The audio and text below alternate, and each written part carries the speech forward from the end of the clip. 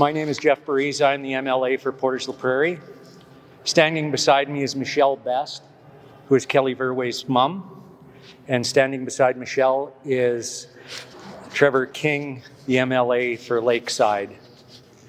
It's been a healthy debate in the House today. Unfortunately, the Premier decided he, I guess, didn't need to be in the House for the debate, but I want to first say thank you so much to the family and the friends for your support in helping make change. We need to make change. We have to do better. I said it in my speech in the House a couple times.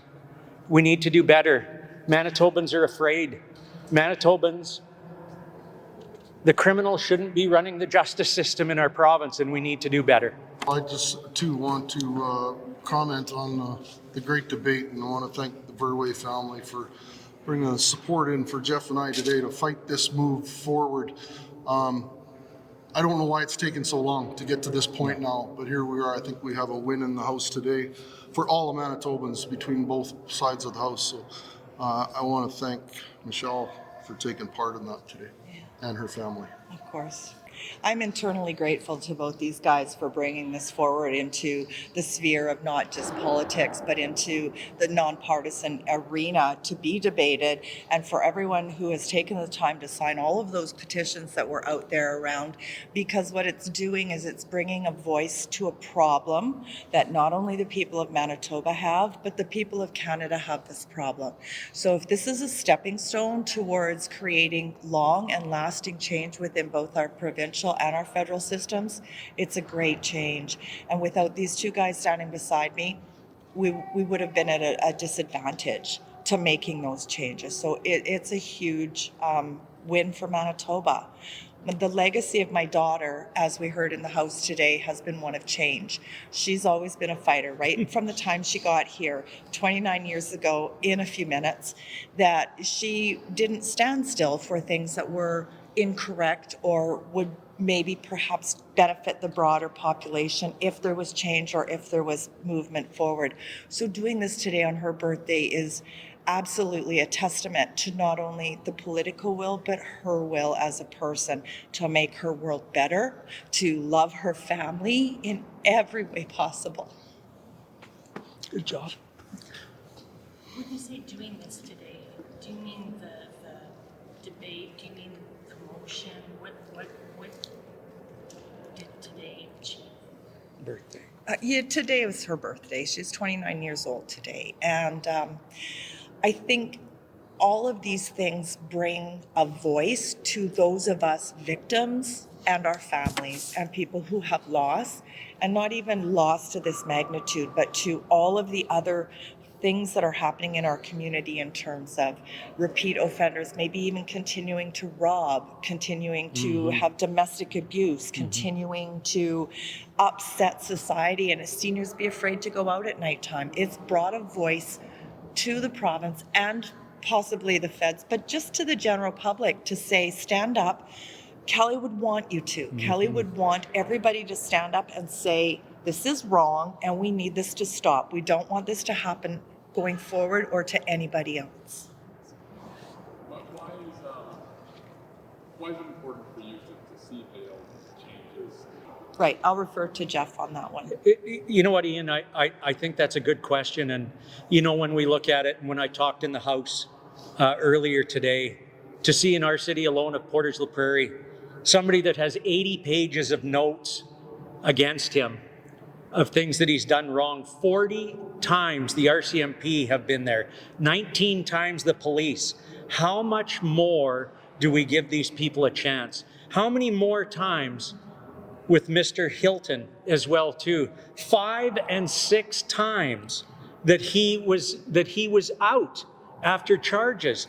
It is important for us to take back this province and to take back the justice system.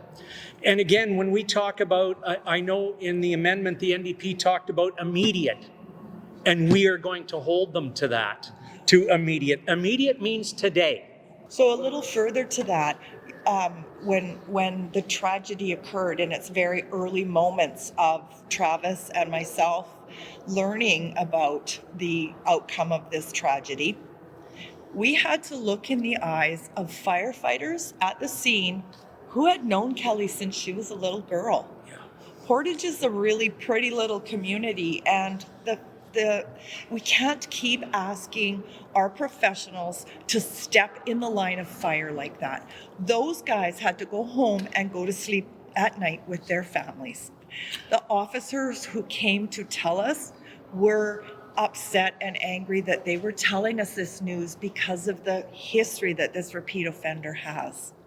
It's not right that we're putting our frontline people in this position every day, like a robbery, a senior being accosted, taxi drivers being accosted, the fellow in Brandon who was severely maimed and left to die.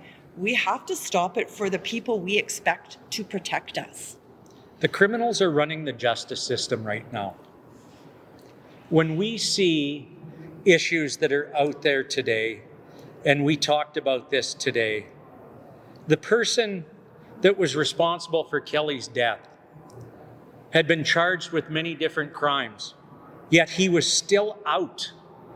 When we look at the petitions and see the amount of RCMP and police officers that signed those petitions and have reached out to us and said, please help, because they don't have the manpower to do it.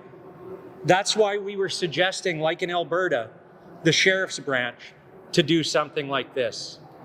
It is no different than we have conservation officers right now that are on the border, where we already have a 30% vacancy rate in our conservation officers.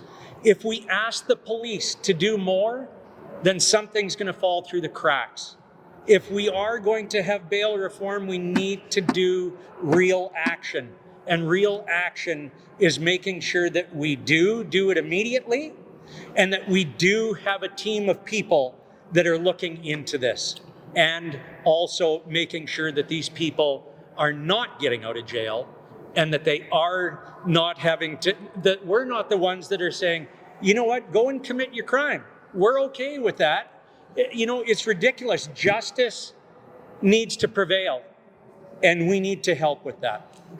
So the use of the word sheriffs in the motion, that was deliberate. You want Yeah. Are they authorized? Are they, is that something that they can actually, be responsible for, taking more of a role? So the wording in Jeff and my motion apparently wasn't what sat well with the minister. He stated that to do with the sheriffs, it wasn't their job. So I had a conversation with the minister in the rotunda here earlier with the family, and he said to me, we could do this in the snap of the fingers if you'd have come to me first. So the wording that's in there now, which is immediate and decisive, means that something is going to happen now. That is a huge win on their amendment in the motion. So the sheriff part was removed from the, That's correct, yes. and it's been replaced by Immediate and decisive action for bail reform. So when's the first meeting? Carol, we're here to meet today. We're ready to meet right now, to make a difference. We're ready to do that. You know what? Manitobans have waited long enough, and we're ready to meet right now. And the call was made, the invite was made in the chamber today for those meetings to happen, so we're hoping they're going to step up and make that meeting happen immediately. And specifically, what's the meeting you're asking? Well, they had stated that they were going to meet, had met with the family, which I'm not sure has happened. Michelle, you could comment on that. No, we've not had meetings. To meet with the family on these issues, as well as us. During question period, you guys talked about how the NDP has not acted on bail. Yeah. They say they have. There's a 5-point plan. New officers hired. They're directing crown attorneys to focus more on bail. Is that not enough? We can both comment on it, I'm sure, Jeff, but no, it's not enough. And obviously they're feeling that they haven't done enough in order to work with us on this motion. They've made an amendment that we're happy with, we're going to support. there's always going to be more to do. There's more. We realize that there's lots of work to do to make our justice system and better get it out of disrepair. So enough hasn't been done. We need more. You know, immediate action. What I found unfortunate is it took 100 people to come to the gallery today for the Justice Minister or the Premier to even talk to them. Why wasn't this done before? Why are these criminals not being looked at before something like this has to happen? We need to be more proactive.